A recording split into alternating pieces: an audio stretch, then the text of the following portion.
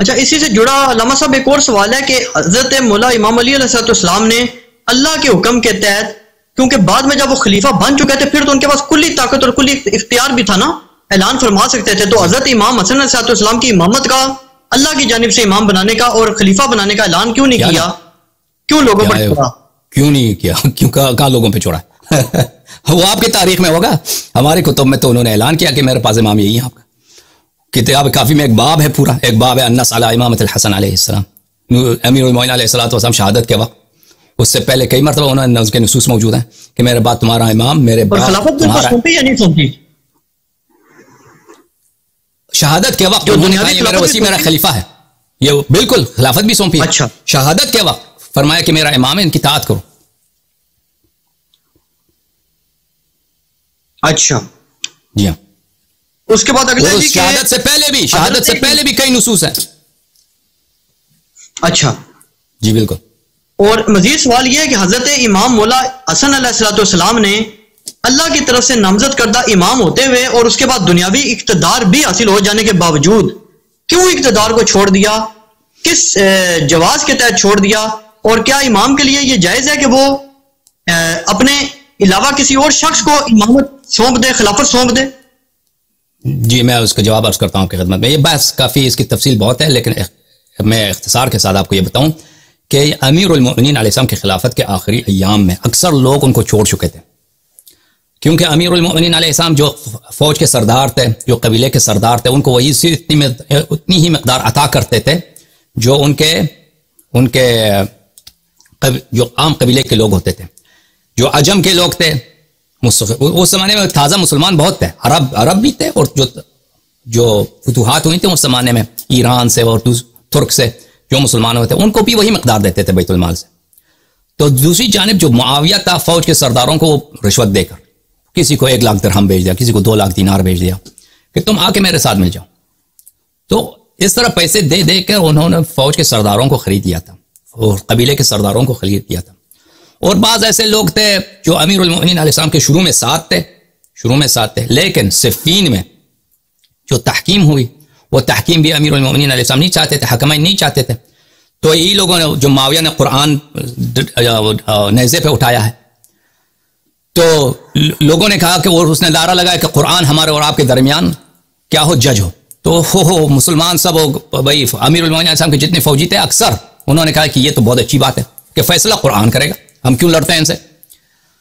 تو امیر المؤمنین علیہ السلام نے ان کو سمجھایا کہ ایک فوجی ٹیکنیک ہے، معاویہ جو ہے شکست کرنے والا ہے، اس کا کام تمام ہونے والا ہے، یہ قرآن پہ یہ صرف تمہیں دھوکہ دینے کے لیے کر رہا ہے. وہ باز نہیں آیا، کہا کہ صرف ان کو ہم قرآن ہی کو اپنا قاضی مانیں گے، قرآن ہی ہمارے درمیان فیصلہ کرے گا. تو تلوار اٹھایا فوج والوں نے امیر المؤمنین علیہ السلام کے خلاف. تو امیر المؤمنین علیہ السلام پہ زبردستی انہوں نے سونپ دیا کہ یہاں پہ تم تحکیم کو مانو. اچھی بات ہے، کہانی بہت لمبی ہے. اس کے بعد انہوں نے کہا کہ ہم سے غلطی ہو گئی. کن نے کہا؟ وہی لوگوں نے جنہوں نے زبردستی امیر المؤمنین علیہ السلام سے کہا کہ تم قرآن کی حاکمیت کو تسلیم کرو. کہاں غلطی ہو گئی ہے کہ تم نے حکم ابو موسیٰ اشعری کو تم نے حکم وہاں پہ تعین کیا ہے، یہ کفر ہے، تم کفر سے توبہ کر لو. امیر المؤمنین علیہ السلام نے فرمایا کہ میں کافر نہیں ہوا ہوں، تم ہی نے کہا ابو موسیٰ اشعری کو حکم مانو، تلوار اٹھایا، یہ تمہاری بات ہے اور یہ کوئی کفر کی بات نہیں ہے، میں کافر نہیں ہوں. تو بہت سارے الگ ہو گئے. اور پھر امیر المؤمنین علیہ السلام نے ان کے خلاف کوئی کارروائی نہیں کیا، لیکن ان لوگوں نے کیا لوگوں کو مارنا شروع کر دیا. جیسے ٹیررسٹ گروپس ہوتے ہیں وہ لوگوں کو مارتے ہیں صحرا میں مسافرین کو، اس طرح مارنے لگے. تو پھر امیر المؤمنین علیہ السلام نے ان کا خاتمہ کر دیا. یہ خوارج کی بات ہے، ان کو سب کو قتل. تو اس سے بھی بہت سارے لوگ جو عراق میں لوگ تھے ان کے رشتہ دار اس میں مارے گئے. تو امیر المؤمنین علیہ السلام کو چھوڑ چکے تھے. یعنی امیر المؤمنین علیہ السلام کی خلافت کے آخری ایام میں بالکل وہ اکیلے رہ گئے تھے، تنہائی تھی ان کی. وہ ان کے خطبات موجود ہیں، وہ فوج کو اپنے حکم دیتے ہیں کہ تم جا کر تیاری لے لو تاکہ پھر ہم دوبارہ شام پہ چڑھائی کر دیں، حملہ کر دیں. تو کوئی وہ جانے کے لیے تیار نہیں ہے، کوئی جانے کے لیے تیار نہیں ہے. سب لوگ دیکھ رہے ہیں، کوئی وہ آمادگی نہیں. تو اس حالات میں امیر المؤمنین علیہ السلام کی شہادت ہوئی ہے. تو امام حسن مجتبی علیہ السلام کو جو حکومت ملی ہے وہ ایک بہت ہی کمزور حکومت. اس کے جو فوج ہیں اکثر جو ہیں وہ اس کے سردار بک چکے ہیں، قبائل کے سردار بک چکے ہیں. لوگ جو اشراف ہیں، جو لوگ جو ایلیٹس ہیں، جو اونچے طبقے کے لوگ ہیں، وہ اکثر و بیشتر معاویہ کے ساتھ مل چکے تھے، اور ان کی وہ جو معاہدہ تھا کہ معاویہ کے ساتھ کہ ہم امام حسن مجتبیٰ علیہ الصلوۃ والسلام کو ان پہ قبضہ کر کے ان کو آپ کے تسلیم کر دیں گے. ان کی اپنی فوج کی یہ تھی، یہ سازش تھی ان کے خلاف. تو اس حالت میں امام حسن مجتبیٰ علیہ الصلوۃ والسلام کو اگر معاویہ سے وہ لڑتے تو لڑائی کرنے کا کوئی گنجائش نہیں تھی، کیونکہ معاویہ کے پاس لشکر بہت تھا، طاقت بہت تھی، اور امام حسن مجتبیٰ علیہ الصلوۃ والسلام کو سب لوگ اکیلے چھوڑ چکے تھے. پہلی بات. دوسری بات یہ تھی کہ اگر معاویہ کے ساتھ لڑائی کرتے، معاویہ جنگ کے ساتھ اگر عراق فتح کر لیتا، تو خون جو بہتا کوفے میں شیعوں کا، جو عراق میں جو لوگ تھے، اکثر جو لوگ تھے وہ اس طرح شیعہ نہیں تھے کہ امامت کو بالنص مان لے. اکثر وہی لوگ تھے جو عمر کے زمانے میں مسلمان ہوئے تھے. ان میں سے کم لوگ تھے جو اصطلاحاً آج کے زمانے میں جس کو ہم شیعہ بولتے ہیں، یہ اس لحاظ سے شیعہ ہوں.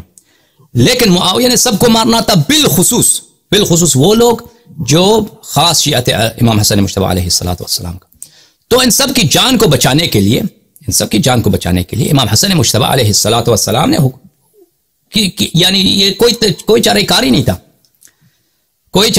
نہیں تھا. جس طرح حضرت ابراہیم علیہ الصلوۃ والسلام نے حکومت نمرود کو چھوڑ دیا اور کہا کہ وَأَعْتَزِلُكُمْ وَمَا تَعْبُدُونَ، میں آپ سے دور ہو کے جا رہا ہوں اور جو آپ کے خدائیں ان کو چھوڑ رہا ہوں. امام حسن مجتبیٰ علیہ الصلوۃ والسلام نے ظاہری حکومت چھوڑ دی معاویہ کے لیے، اور اس کے سوا کوئی چارہ ہی نہیں تھا. امام حسن مجتبیٰ علیہ الصلوۃ والسلام یا قتل ہوتے یا ان کو زندہ پکڑ کے ان کی بےزتی کی جاتی، کہ جس طرح رسول پاک صلی اللہ علیہ وآلہ وسلم نے اہل مکہ کو، ابو سفیان کے خاندان کو ان پہ حاوی ہو کر، مسلط ہو کر، ان کو شکست دے کر فرمایا کہ انتم الطلقاء، اسی کی وہ اہل بیت علیہ السلام سے، بنی ہاشم سے اس کا انتقام لیتے، ان کو طلقاء بنا لیتے، یا ان کے قتل ہو جاتے. سب شیعوں کے قتل ہو، ان کی جان بچانے کے لیے ضروری تھی. سمجھ میں آ رہی بات آپ کو؟ اور یہ آپ نہ کہیں کہ امام حسین علیہ السلام تو لڑے، انہوں نے قیام کیا. امام حسین علیہ السلام نے بھی صلح کی بہت کوشش کی. امام حسین علیہ السلام نے بہت کوشش کی کہ لڑائی نہ ہو. وہ تو تاریخ میں موجود ہے کہ انہوں نے کہا کہ مجھے واپس جانے دو جہاں سے میں آیا ہوں. انہوں نے جانے نہیں دیا.